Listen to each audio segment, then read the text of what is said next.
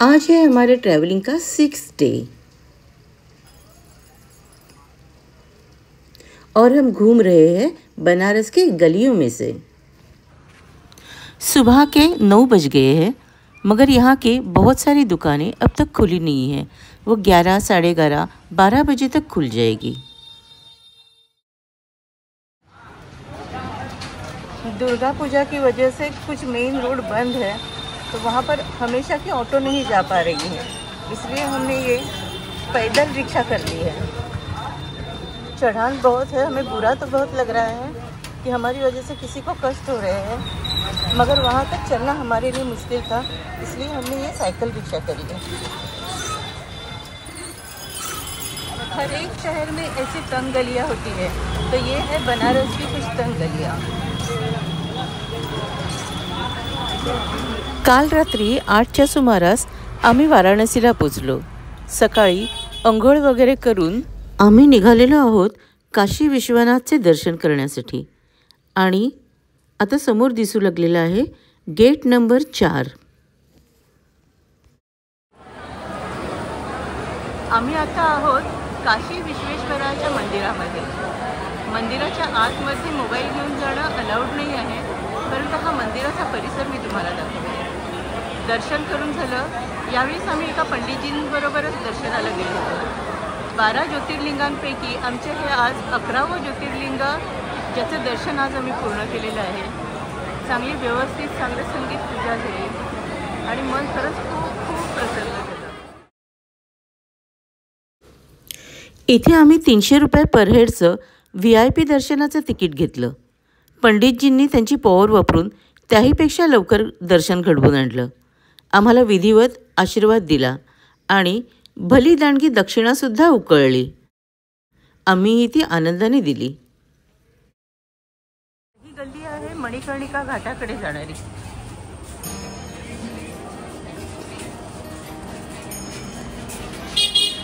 तर या गल्ल्यांमधून मणिकर्णिका घाटाकडे जाता येतं।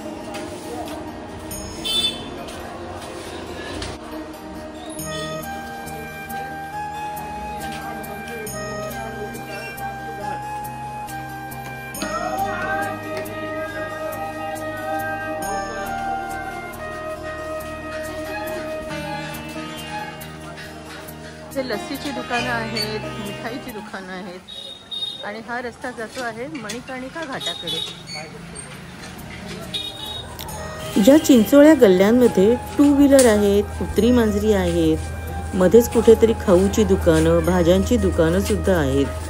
कुठेतरी असे साधू सुद्धा बसलेले आहेत आणि या चिंचोळ्या गल्लीतनं मार्ग काढत काढत आपण पोचतो मणिकर्णिका घाटावरती। आता आम्ही आहोत मणिकर्णिका घाटावरती। हे घाटावरचं बाकीचं इतर दृश्य आहे। आता गंगाजीला जेव्हा इथे बाढ आली होती, तेव्हा इथे जवळजवळ 2 मजल्यांपर्यंत वाळू चढलेली होती आणि आता ते वाळू उपसण्याचं काम चालू आहे। पूर्ण देशभरातून इथे लोक अंत्यविधी करण्यासाठी आणि दशक्रिया विधी करण्यासाठी येतात।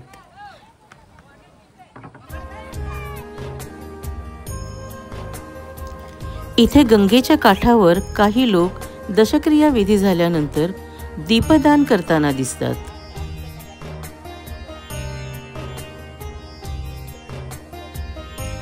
तर काही लोक अंघोळ करताना दिसतात। आम्ही मात्र दुपारचं तळपतं ऊन असूनही एका बोटीमधून सर्व घाटांचं दर्शन घेण्यासाठी म्हणून निघालो आहोत।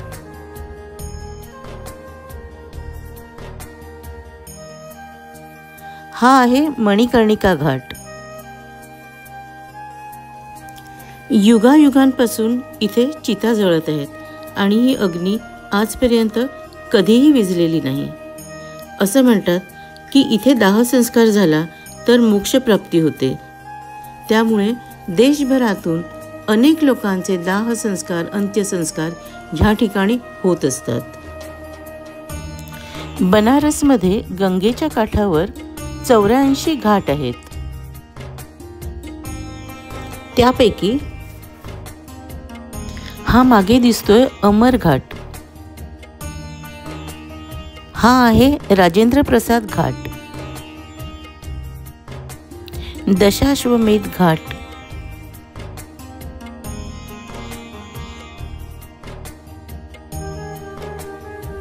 हा आहे शीतला घाट, त्यानंतर अहिल्यादेवी घाट, हा आहे 64 घाट आणि इथे 64 देवतांचे मंदिर आहे. आणि ही आहे उन्हामुळे झालेली आमची अवस्था दोघांची. सभी 80 घाटों में से ये दृश्य दिखता है, वो सामने दिख रहा है, that is a railway bridge, और ये सामने का किनारा है. तिकडे पूर्ण थोड़ा घाट्स नहीं है पण पूर्ण किनारा आहे. रात्रीचे 8 वाजलेले आहेत आणि आम्ही वाराणसीच्या कॅन्ट एरियामध्ये टोटोने फेरफटका मारतो आहोत. आमचे हॉटेलही इथेच आहे, गजबजाटापासून थोडेसे दूर.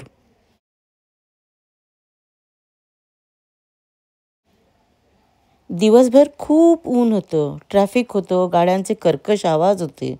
आता थोडं थोडं शांत व्हायला लागलेलं आहे आणि थोडासा थंडावासुद्धा वाटतोय. बनारसची 3 नावं आहेत, काशी, बनारस आणि वाराणसी. यापैकी काशी हे पूर्वापार चालत आलेलं हिस्टॉरिकल नाव आहे, अगदी राजा महाराजांच्या जमान्यामधलं. आजकालचं वाराणसी हे ऑफिशियल नाव आहे आणि बनारस हे इंग्रजांच्या काळात झालेलं फोनेटिक व्हेरिएशन किंवा अपभ्रंश आहे.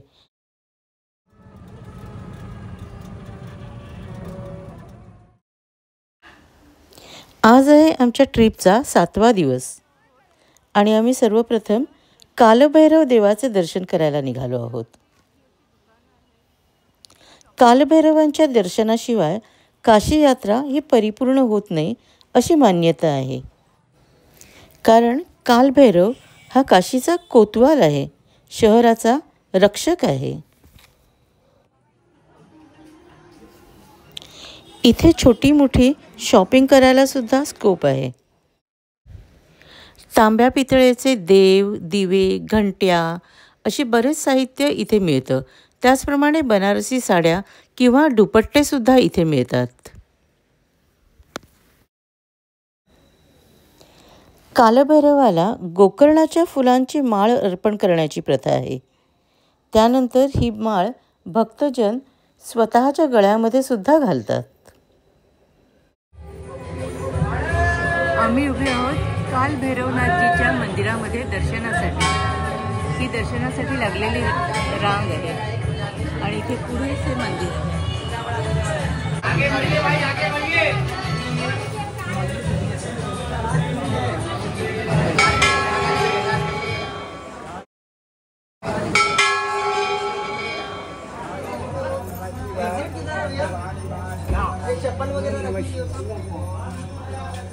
डे 7 आम्ही आता रोहिदास घाटावर आलो आहे आणि इकडनं अलकनंदा क्रूज ही गव्हर्मेंट क्रूज आहे आणि ही ती क्रूज आहे अलकनंदा.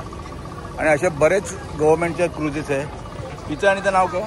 ही अलकनंदा आहे. ही अलकनंदा आहे आणि ही आहे ती विवेकानंद आहे. ह्या क्रूजने आम्ही जाणार आहे आणि ही आपल्याला गंगा आरती दाखवणार आहे. तर ते म्हणजे मिस करू नका बघायचं. त्यामुळे फुल व्हिडिओ बघा तुम्ही. कसे घाट दिसतात रात्रीचे, कशी लाईटनिंग असते घाटावरती, किती सुंदर घाट आहेत ते सगळे, ते आपल्याला बघायला मिळेल. आणि अनायसे आता इकडे ढग आले आहेत आणि भयानक कडाक्याची वीज कडकत होती आता. आणि ही गंगा नदी.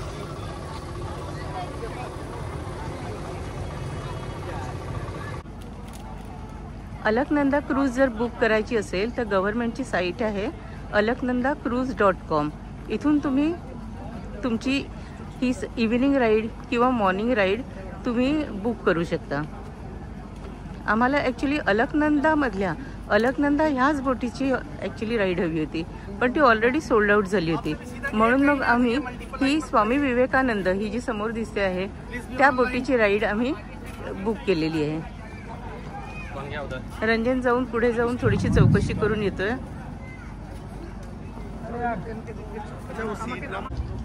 अलकनंदा क्रूजवरून असं म्हणतात की गंगा आरती आहे ही सर्वात छान दिसते. कारण ती मोठी बोट आहे ना, त्याच्यामुळे चांगलं व्यवस्थित पाहता येतं. आणि त्याचप्रमाणे ते आपल्याला घाटसुद्धा फिरवून दाखवणार आहे.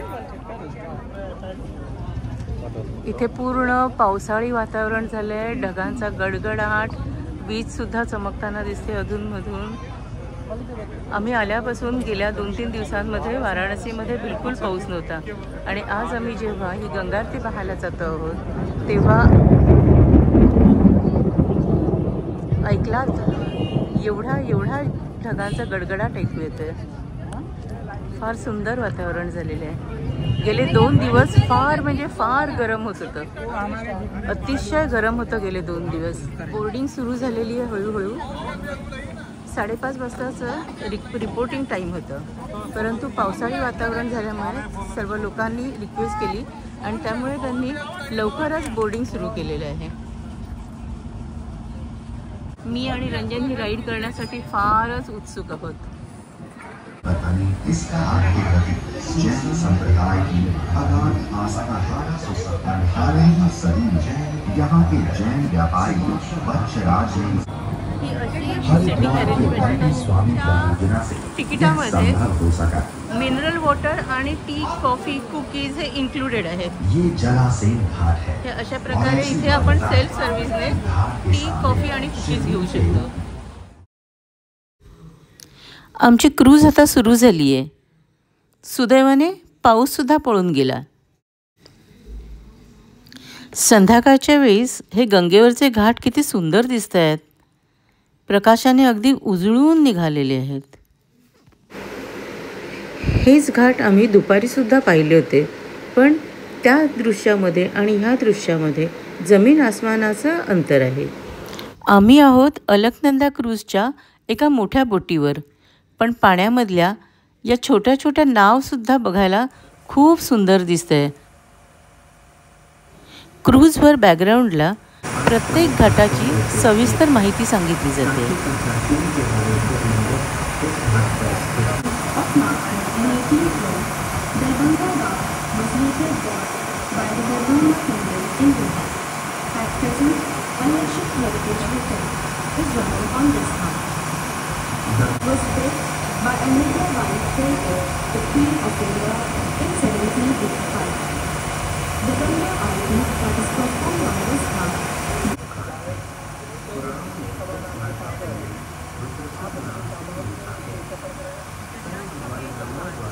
ही आरती बघण्यासाठी परदेशांमधून सुद्धा खूप लोक येतात. आत्ता सुद्धा काठावरती किती प्रचंड गर्दी आहे पहा. थोड्याच वेळात आरती सुरू होईल.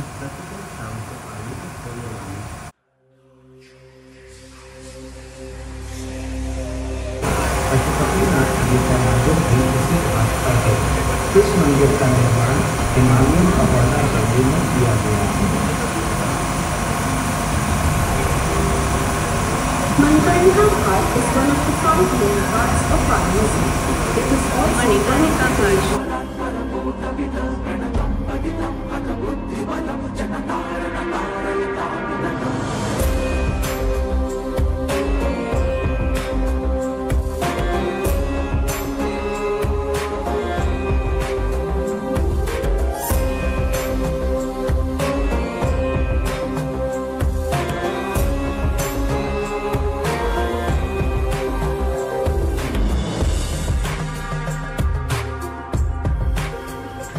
हा आहे नमो घाट.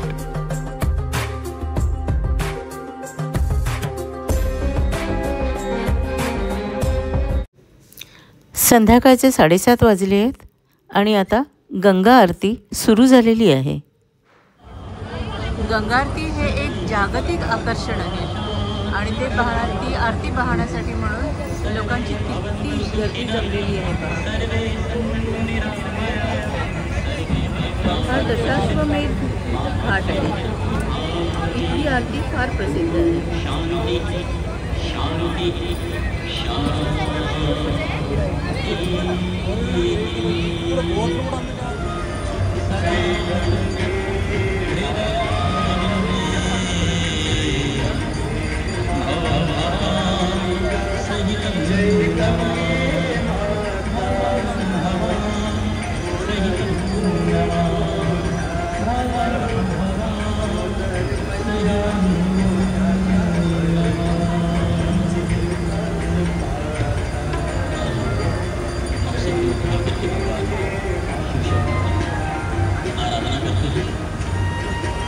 गंगा मैया के द्वारा श्रोताओं को गाता हूँ। भगवान श्री शंकर से आए वर्ष लक्ष्मी को भक्ति प्रदान करते हैं, ऐसा श्रोताओं को गाता है। गाइए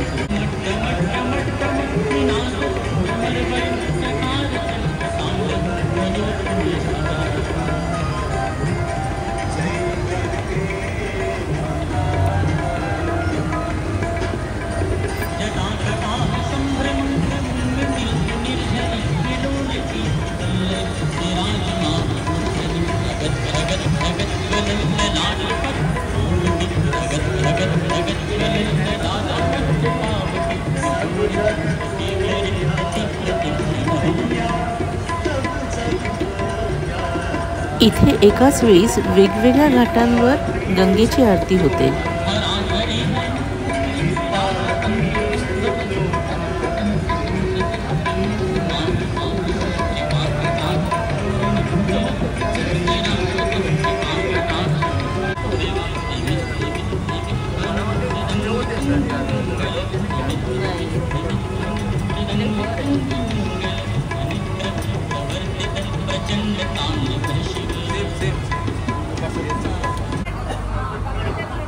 आमची टूर खूप सुंदर झाली या अलकनंदा क्रूजवरून। आणि ह्या रोहिदास घाटावरती ह्या 2-3 बिल्डिंगी आहेत बघा, छोटी छोटीशी बिल्डिंग आहेत। अगदी म्हणजे गंगेच्या घाटावरतीच असलेलं त्यांचं घर आहे। आणि हे बघा त्यांचे गेट सुद्धा ना इकडच्या बाजूला गंगेकडेच ओपन होत आहेत। मग ते लोक म्हणत असतील छोरा गंगा किनारीवाला। एकंदरीत आमची ही क्रूज खरंच खूप सुंदर झाली। आणि ॲक्च्युली ऑनलाईन बुक करताना मी ज्या पेमेंटचा गेटवे येत होता त्यावेळी थोडीशी अशी घाबरल्यासारखी कॉशियस होते मी एकदम, की म्हटलं उगाच कुठल्या तरी आपण एखाद्या फेक ह्याच्यावरती साईटवरनं आपण पेमेंट करतो की काय ना, हल्ली खूप असे प्रकार घडतात। म्हणून मी 2दा-3दा विचार केला की करू नको करू, पुन्हा बॅक आले, परत केलं। पण मग शेवटी म्हटलं की जाऊ दे, आपण 2,000 रुपयांची आपण घेऊयात रिस्क आणि बुक करूया। पण सगळं व्यवस्थित झालं। ताबडतोब आम्ही जसंच बुक केलं त्यांचा तिकडून आम्हाला मेल आला, कन्फर्मेशनची रिसीट आली, तिकीट आलं आणि त्याच्यावरती एक हेल्पलाईन पण होती। मी ओव्हर कॉशियस असल्यामुळे मी लगेच त्या हेल्पलाईनला फोन केला आणि त्यांना विचारलं की आमचं म्हणजे बुकिंग कन्फर्म झालं आहे की नाही झालं आहे। तर त्यांनी सांगितलं की कन्फर्म झाले। एकदम सेफ होतं। तुम्हालाही बुक करायला हरकत नाही। अगदी हे आपण नक्की सगळ्यांना रेकमेंड करू शकतो। alaknandacruise.com वरून क्रूज आपण बुक करू शकतो। 1000 रुपीज पर हेड असा आम्हाला रेट पडला। आणि त्याच्यामध्ये त्यांनी म्हटलं होतं की AC क्रूज असेल म्हणून, पण आम्ही वरच्या डेकवरती आल्यामुळे आम्हाला इथे काही AC मिळालं नाही। पण गंगेवरती इतकं सुंदर आता वातावरण आहे, वारा इतका सुंदर सुटलेला आहे की एकंदरीत आम्हाला म्हणजे त्या ACची खरंच अगदी मनापासून गरज वाटली नाही। Truly recommended. याबरोबरच हा व्लॉग इथेच थांबवतो। भेटूया पुढच्या व्लॉगमध्ये। Good night.